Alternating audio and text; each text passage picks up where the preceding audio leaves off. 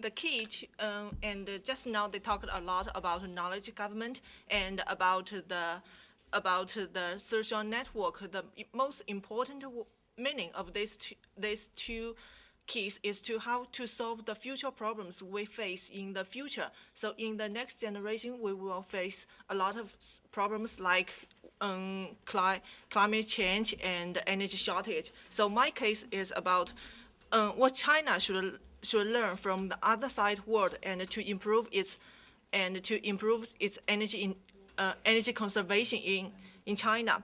So as the biggest developing country, China is having an increasing demand of energy consumption, and also the United States is the biggest developed country. So, and there are many similarities between these two countries. These two countries, of course, with the rapid economic development, we both need more energy consumption. And second, in both countries, the awareness of environmental pollution is increasing. And third, both countries will face this kind of shortage. So both of these countries should find better solutions to energy problems. What should try to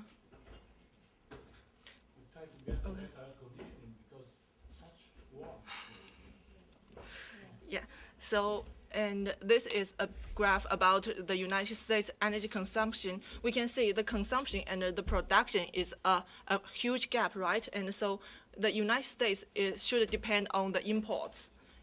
Yeah. So, but this kind of imports increase the danger for the United States to rely too much on the outside world. So, and for China, we can also the upline is the consumption and the lower one is the production. We can see the consumption in 2006 is almost about 4 times of 1978, and now after 1992 the consumption is huge. It's huger than the production, so also a gap, and maybe in the future this gap will increase. And so, but as we all know, the whole world energy, it is kind of village. For the whole world, the energy is kind of limited. So even if now United States and China can import energy from other countries, but in the future, it is impossible for anyone to import energy from other countries. So what's the best way for the countries to solve the problem? The best way should be learn from the past. It is to use more energy conservation and use alternative energies. So, and how to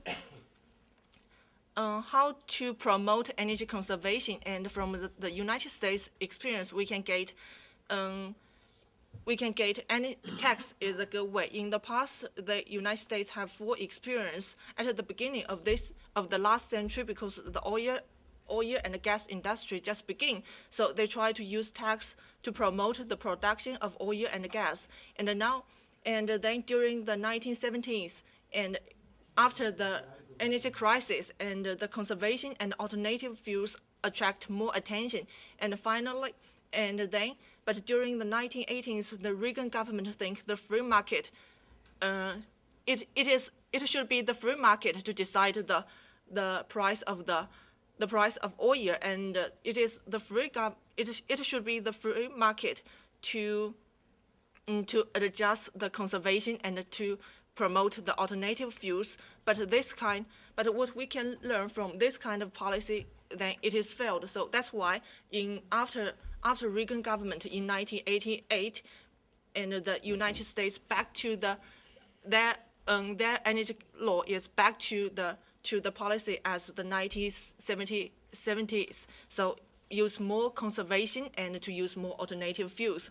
So. And now, so it is for China. What should China do? We can't follow the United States way to waste so much energy. So the best way for China is also to learn from the 1970s, to learn from the United States energy policy during the 1970s, because there are so similarities. The energy is kind of in shortage, and China cannot import so much oil or gas from other side world. So and from the United States case, we can learn why taxation can be used to promote energy conservation. It is because the taxation can adjust individuals' consumption behavior. For example, the gasoline tax. If the gasoline price increase in the short time, people will consider their driving behavior. How can they to drive to save more oil? In the long term, people will think about they should buy the more energy saving vehicles. So taxation can adjust individuals' consumption behavior, and also it can arouse individuals' energy conservation awareness.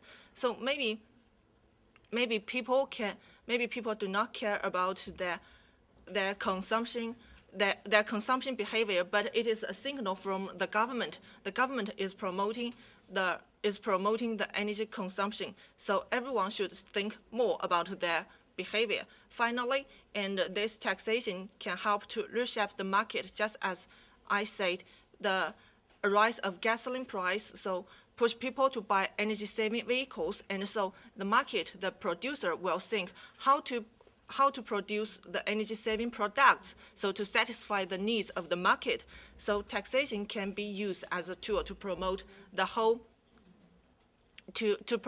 energy saving. That is why China now is adopt a national policy to build a energy saving service. So our conclusion for our big group, it is we should learn from the past, and we should use what we learned, and now in the future we should to exchange more information and to use our current social network to establish a more healthy and a more green world. That's all. Thank you.